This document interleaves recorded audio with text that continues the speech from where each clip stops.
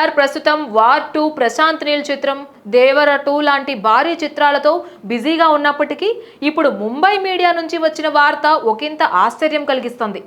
Indian cinema పితామహుడు దాదాసాహెబ్ ఫాల్కే జీవితం ఆధారంగా రూపొందే బయోపిక్లో ఎన్టీఆర్ ప్రధాన పాత్రలో నటించనున్నట్లు టాక్ వినిపిస్తోంది.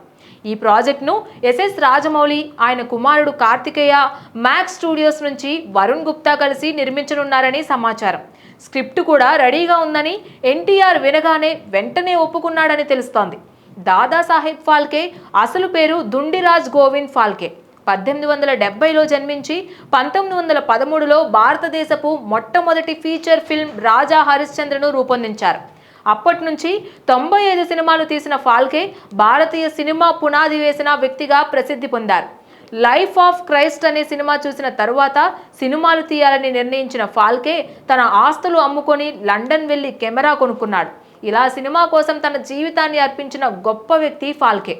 ఎన్టీఆర్ ఇప్పటి వరకు ఎక్కువగా యాక్షన్, మాస్ పాత్రలో మెరిసినప్పటికీ ఫాల్కే లాంటి సీరియస్ పాత్ర పోషించడం కొంచెం సవాలుగా మారవచ్చు. అయితే తన నటనను కొత్త శిఖరాలకు తీసుకువెళ్ళడానికి ఇదొక మంచి అవకాశం. ఈ ప్రాజెక్ట్ నిజంగా ముందుకు సాగితే ఇది భారతీయ చలనచిత్ర చరిత్రలో ఒక గొప్ప అధ్యాయం అవుతుంది.